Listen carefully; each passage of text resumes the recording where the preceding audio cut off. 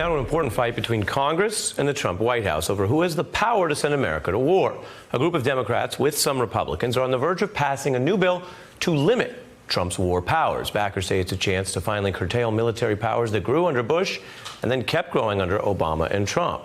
The House may vote as soon as tomorrow on this measure. It curtails these powers that Congress originally gave President Bush for a single goal: getting al-Qaeda and bin Laden. Track down bin Laden and destroy his organization. He will be working every day to top the evil of September 11th. To say it in a way that perhaps Osama bin Laden might understand, we are coming after you, and the fury of hell is coming with us. There was unity on that, but Bush invoked the same bill for potential actions in over 11 different countries. His successor added 9 more, including places that had no tie to 9/11. Now, the overreach here began with Bush, but the Pentagon and presidents in both parties tend to hold on to major powers, not just give them up. President Obama even said he was receptive to limiting this mandate, but that, of course, didn't happen.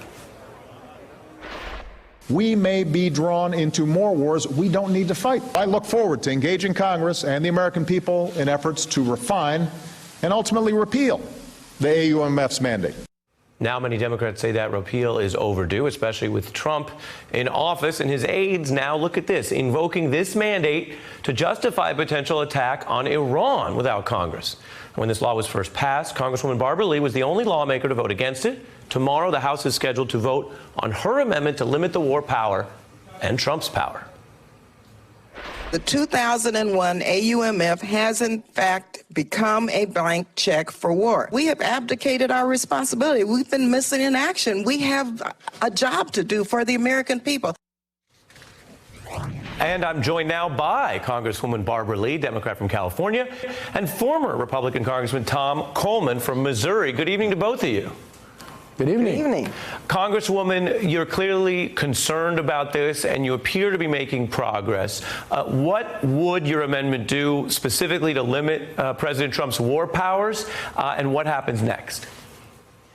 Thank you very much. First of all, my amendment would repeal the 2001 authorization to use military force, which I voted against in 2001. This authorization has been used and misused not only by a Republican president, but by, unfortunately, by a Democratic president, now a Republican president, and this could be used forever.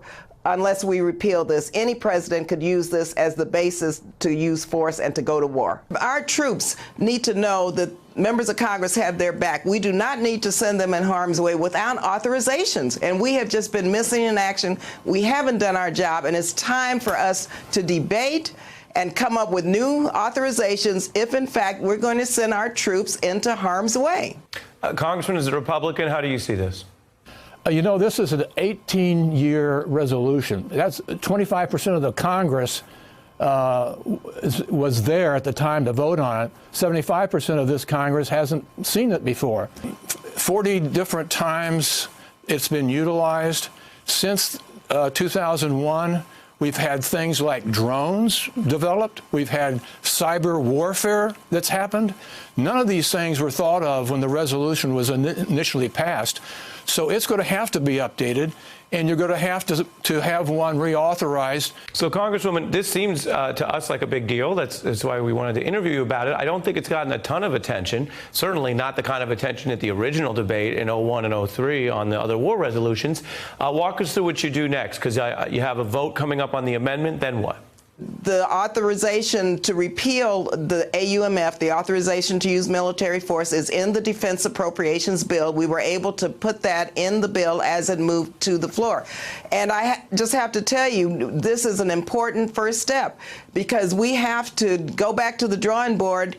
And if, in fact, we're going to send our young men and women into harm's way, and if we're going to use taxpayer dollars to fight wars, we must definitely have an authorization for those wars. But let me finally just say that we have 8 months after this is signed to come up with a new one.